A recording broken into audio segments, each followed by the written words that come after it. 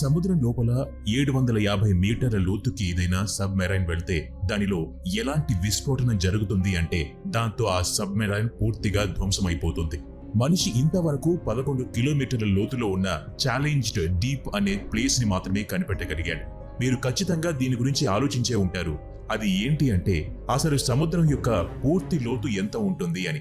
అసలు ఈ సముద్రం కింద ఏముంది? అది మన మనుషుల ప్రపంచంతో కంపేర్ చేస్తే పూర్తిగా వేరుగా ఉంటుందా? జీవం అనేది సముద్రం వల్లే మొదలైంది. ఇక్కడ అన్నిటికంటే ముందు సూక్ష్మజీవులు పుట్టాయి. అలా కాలం గడుస్తున్న కొద్దీ ఎవల్యూషన్ చెంది వేరువేరు రకాల జీవులు అస్తిత్వంలోకి వచ్చాయి. అందువల్ల ఈ భూమిపై ఉన్న జీవులు సముద్రంలో ఉన్న జీవులతో కంపేర్ చేస్తే నథింగ్ అనే చెప్పాలి. వీటిలో చాలా జీవుల్ని మనం కనిపెట్టలేకపోయాం కూడా. ఈ భూమిపై 71% నీరు మాత్రమే ఉంది. దీనిలో కేవలం 5% మాత్రమే మనం చూడగలిగాం. కేవలం ఈ 5% లోనే కొన్ని కోట్ల జీవుల్ని మనం కనిపెట్టగలిగాం. అంటే మిగతా భాగంలో ఎన్ని రకాల జీవులున్నాయో, ఇంకా ఎలాంటి రహస్యాలు దాగి ఉన్నాయో ఒక్కసారి మీరే ఆలోచించండి. వీటి గురించి సైంటిస్టులు కంటిన్యూస్ గా రీసెర్చ్ చేస్తూనే ఉన్నారు. పసిఫిక్ ఓషన్ యొక్క మారియానా ట్రెంచ్ లో ఉన్న ఛాలెంజర్ డీప్ ని భూమి మీద ఉన్న అతి లోతైన ప్లేసెస్ లో ఒకటిగా చెప్పుకుంటారు. దీని లోతు దాదాపు 11 కిలోమీటర్లు ఉంటుంది. ఇది ఎలాంటి ప్లేస్ అంటే ఇక్కడికి సూర్యుడి కిరణాలు కూడా చేరుకోలేవు. ఇక్కడ పూర్తిగా చీకటి మాత్రమే ఉంటుంది. అలాగే ఇక్కడ ఉండే వాటర్ ప్రెషర్ ఎంత ఎక్కువగా ఉంటుంది అంటే ఇక్కడికి చేరుకోవడం మనిషికి మృత్యు నోట్లో తల పెట్టినట్టే అవుతుంది. అందువల్లే కేవలం 8 మంది మాత్రమే ఇక్కడికి చేరుకుని మళ్లీ తిరిగి ప్రాణాలతో బయటపడ్డారు. ఫ్రెండ్స్, కేవలం ఛాలెంజర్ డీప్ తో సముద్రం యొక్క లోతుని అంచనా వేయలేం. ఈ సముద్రంలో మన ఊహకి అందని ఎన్నో రహస్యాలున్నాయి. అయినా కానీ మీరు సముద్రం లోతుని మంచిగా చూడాలి, అలాగే అర్థం చేసుకోవాలి అనుకుంటే మనం మొదటి నుంచి స్టార్ట్ చేయాల్సి ఉంటుంది. అంటే సముద్రంలో 1 కిలోమీటర్ నుంచి 10 కిలోమీటర్ల వరకు ఎలాంటి సంఘటనలు జరుగుతున్నాయి అని తెలుసుకోవాల్సి ఉంటుంది. అలాగే వాటి వల్ల సముద్రపు జీవులపై ఎలాంటి ప్రభావం పడుతుంది. ఫ్రెండ్స్, ఒకవేళ ఎలాంటి ఆక్సిజన్ సిలిండర్ లేకుండా సముద్రంలో 1 కిలోమీటర్ లోతు వరకు వెళ్ళాలి అనుకుంటే ఒక సాధారణ మనిషి అంతవరకు జీవించి ఉండలేడు. ఒక మనిషి దాదాపు 800 అడుగుల లోతు వరకు మాత్రమే ఈత కొట్టగలడు. అంటే ఇంతకంటే ఎక్కువ లోతుకు వెళ్తే అక్కడ ఉన్న ప్రెషర్ పెరగడం మొదలవుతుంది. అప్పుడు మనిషికి ఊపిరి పీల్చడం చాలా కష్టమవుతుంది. కానీ వాటర్ లో ఉన్న జీవులకి ఈ ప్రెషర్ ఏం కూడా కాదు. అందువల్లే దాదాపు 1 కిలోమీటర్ లోతు వరకు వేర్వేరు రకాల వాటర్ క్రీచర్స్ ఉంటాయి. ఈ భూమి మీదనే అతిపెద్ద జీవైన బ్లూ వేల్ వేరే జీవుల్ని వేటాడే క్రమంలో 500 మీటర్ల లోతు వరకు వెళ్తూ ఉంటుంది. నార్మల్ గా బ్లూ వేల్ 300 నుంచి 350 మీటర్ల లోతులో జీవిస్తూ ఉంటుంది. ఇక్కడ నుంచి ఇంకొంచెం లోతుకి అంటే 750 మీటర్ల రేంజ్ లో సబ్ మెరైన్స్ ఉంటాయి. ఇవి వేరే దేశాల నుంచి వస్తున్న ప్రమాదం నుంచి దేశాన్ని కాపాడటానికి అక్కడ ఉంటాయి. ఒకవేళ 750 మీటర్ల లోతు కంటే కిందకి వెళ్తే వాటర్ ప్రెషర్ ని తట్టుకొని నిలబడలేదు. అలా కొన్ని నిమిషాల్లోనే ఆ సబ్ మెరైన్ బ్లాస్ట్ అయిపోతుంది. ఇంకా 800 మీటర్ల లోతులోకి వెళ్తే అక్కడ మీకు టెంపరేచర్ తగ్గుతూ ఉన్నట్టు అనిపిస్తుంది. ఎందుకంటే ఇంత లోతులో సూర్యుడి కిరణాలు అస్సలు ఉండవు. అలాగే అక్కడ ఎలాంటి వాటర్ క్రీచర్స్ ఉన్నాయి అంటే అంత తక్కువ టెంపరేచర్ లో కూడా అవి జీవించి ఉండగలవు. కానీ మీకు ఇక్కడ ఆశ్చర్యం కలిగించే విషయం ఏంటి అంటే 800 మీటర్ల లోతులో మీరు అగ్ని పర్వతాన్ని కూడా చూడవచ్చు. అవును, మీరు విన్నది నిజమే. మేం మాట్లాడుతోంది అగ్ని పర్వతాల గురించే. ఈ అగ్ని పర్వతాలు విస్ఫోటనం కూడా చెందుతూ ఉంటాయి. అలాంటప్పుడు రిలీజ్ అయిన హై టెంపరేచర్ అక్కడ ఉన్న సముద్ర జీవులు జీవించడానికి ఉపయోగపడుతుంది.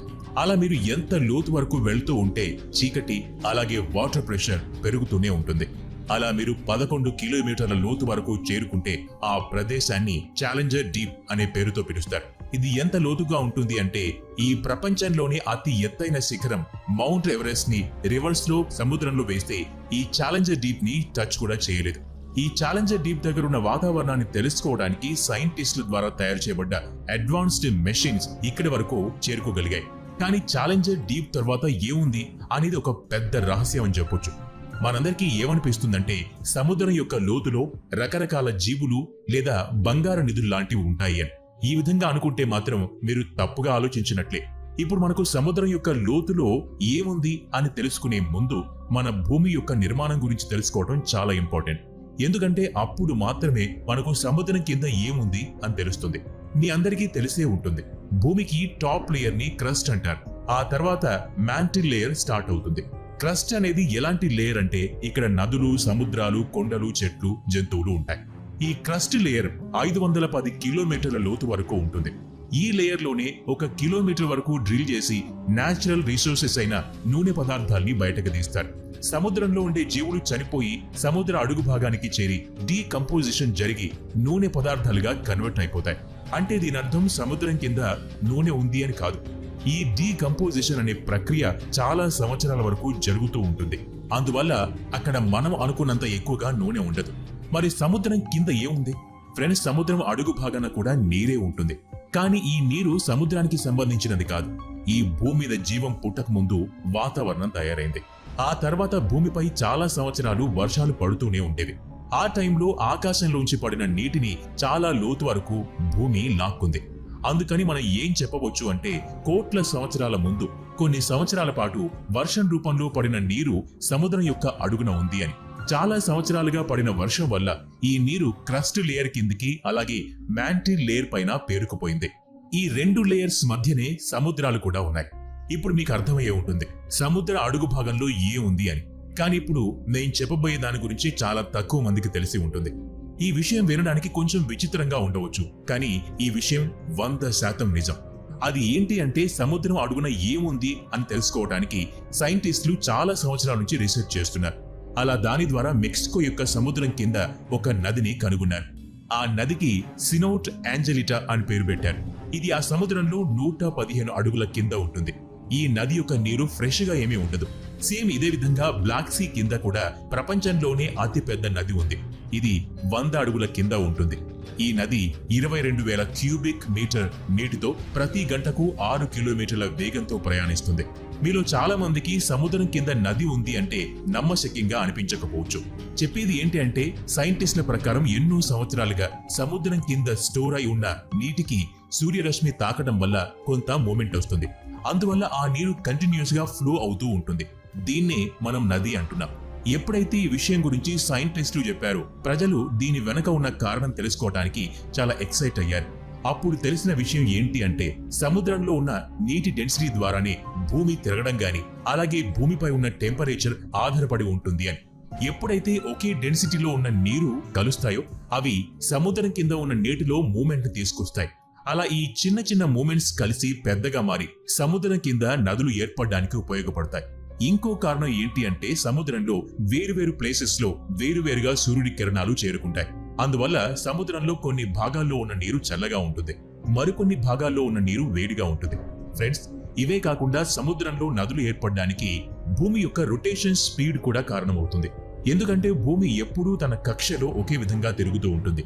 దాంతో సముద్రం లోపల ఉన్న నీటిలో చిన్న చిన్న మూమెంట్స్ వస్తాయి. ఈ చిన్న మూమెంట్స్ కలిసి పెద్ద మూమెంట్ గా మారుతాయి. అందువల్ల సముద్రం కింద నదులు ఫామ్ అవుతాయి. ఫ్రెండ్స్, సముద్రం కింద ఉన్న అతిపెద్ద నదిని గల్ఫ్ స్ట్రీమ్ అనే పేరుతో పిలుస్తారు. ఈ నది ఎంత పెద్దగా ఉంటుందంటే ప్రపంచంలో ఉన్న అన్ని నదుల నీటిని కలిపినా ఈ నదిలో ఉన్న నీటికి సమానమవ్వవు. ఈ నది యొక్క ప్రవాహాన్ని ఆకాశంలో ఉన్న శాటిలైట్ తో చాలా సింపుల్ గా చూడవచ్చు. కోట్ల సంవత్సరాల ముందు ఉన్న వాతావరణం కారణంగా ఎన్నో సంవత్సరాలు కంటిన్యూస్ గా పడిన వర్షం వల్ల సముద్రపు అడుగు భాగాన నదులు ఏర్పడ్డాయి. ఇప్పుడు మీకు సముద్రపు అడుగు భాగాన ఏముంది అని పూర్తిగా క్లారిటీ వచ్చి ఉంటుంది. సో ఫ్రెండ్స్, దీని గురించి మీ అభిప్రాయాన్ని కామెంట్ బాక్స్ లో తెలియజేయండి.